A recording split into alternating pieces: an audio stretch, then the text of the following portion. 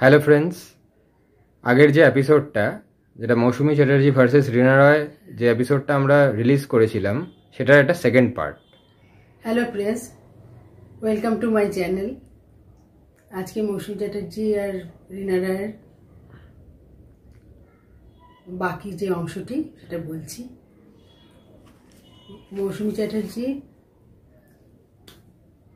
3 বিএফজে award পান, আর রিনা রায় 0, উনি পাননি।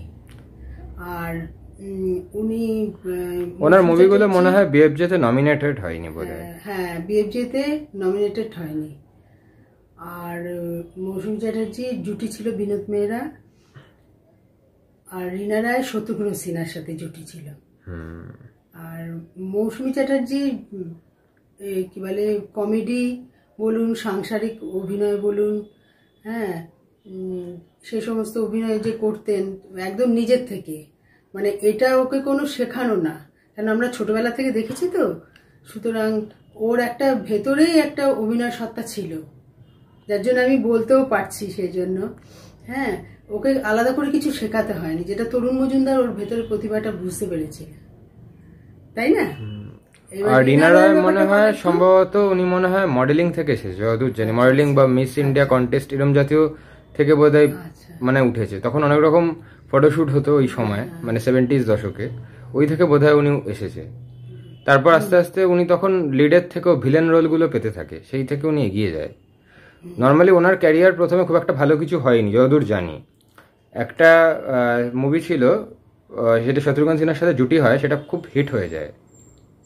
সেই মুভিটা হিট হয়ে যাওয়ার পরই মানে পরপর ওরা বই করতে থাকে, যে হিটটা, যে জুটিটা খুব সাংঘাতিক হিট হয়। জিতেন্দ্রের সাথেও করেছিলেন। হ্যাঁ, সেই মুভিগুলো হিট হয়েছিল, খুব ভালো হয়েছিল। জিতেন্দ্রের সাথেও বই করেছে, বেশ অনেক বই করেছিল। তারপরে মৌসুমী চ্যাটার্জির টিভি সিরিয়ালও করেছিলেন একটা কমেডি রোলে, বিবেক ভাসানী বোধহয় ছিলেন, যতদূর মনে পড়ে। হ্যাঁ, ছোটবেলার থেকেই একটা, ওকে কোনো শেখাতে হতো না, পারতো একটা। আর উনি মোস্টলি পজিটিভ রোলই করতো, নেগেটিভ রোল কিন্তু দেখিনি কোনো একটা মুভিতেও দেখিনি।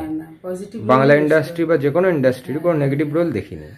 আর উচ্চারণও ভালো, কোনো সাবলীল, বাঙালি মেয়ে হিসাবে হিন্দি উচ্চারণে কোনো ত্রুটি নেই।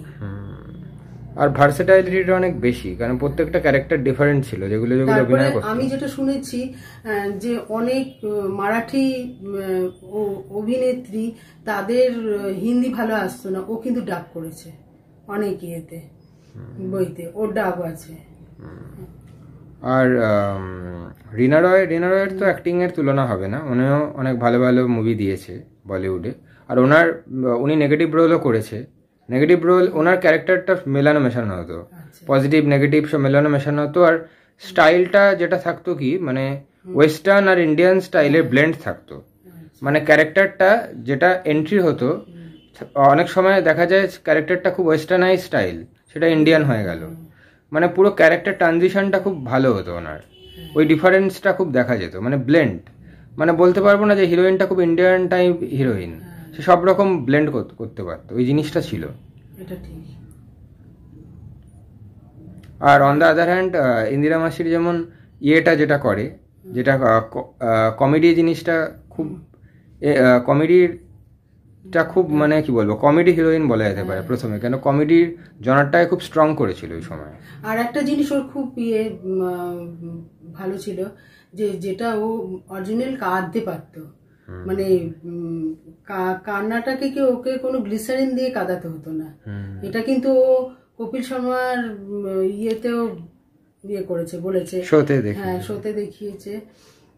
তারপরে আরেকটু হিন্দি শোতে ও পুরো কেঁদে দেখালো, যার জন্য ওই গীতা যে একজন ড্যান্সার, উনি কিন্তু মানে অবাক হয়ে গেছে যে কি করে মৌসুমী এরকম করে ফট করে মানে কেঁদে দিল। হ্যাঁ, এই জিনিসগুলো পারে ও, ভেতর থেকে একটা অভিনয় সত্তা ছিল ওর ভেতরে। আর রিনা রয়ও, মানে আমি বলবো অ্যাকশন ফিল্মস বা ওইগুলোতেও খুব ভালো করতো। কিছু মুভি ছিল যেটা অনেক পরে রিলিজ হয়, দো ওয়াক্ত কা রুটি বলে, ফিরোজ খানের সাথে করেছিল, সেই মুভিতেও খুব ভালো রোল করেছিল। মানে কাউবয় টাইপের ওই জনারটাকেও উনি আগে নিয়ে গেছিল। ওই ওয়েস্টার্নাইজ জিনিসগুলো মানাতো খুব ভালো ওনাকে। আর মৌসুমী চ্যাটার্জির একটা ইয়ে ছিল যে সংসার এবং অভিনয় দুটোই পাশাপাশি তার চলেছে। আর একদম যদি পুরো সিনেমার মধ্যে ঢুকে যেত তাহলে সে সংসারকে দেখতে পারতো না, নাহলে কিন্তু ও অনেক অনেক আর্টিস্টের থেকে ওপরে উঠে যেত। আশা করি ভালো লেগেছে আজকের এপিসোডটা। আপনারা আপনাদের কমেন্টের মাধ্যমে জানাবেন। আর আপনারা সুস্থ ভালো থাকবেন। হ্যাঁ, যা গরম পড়েছে। নমস্কার।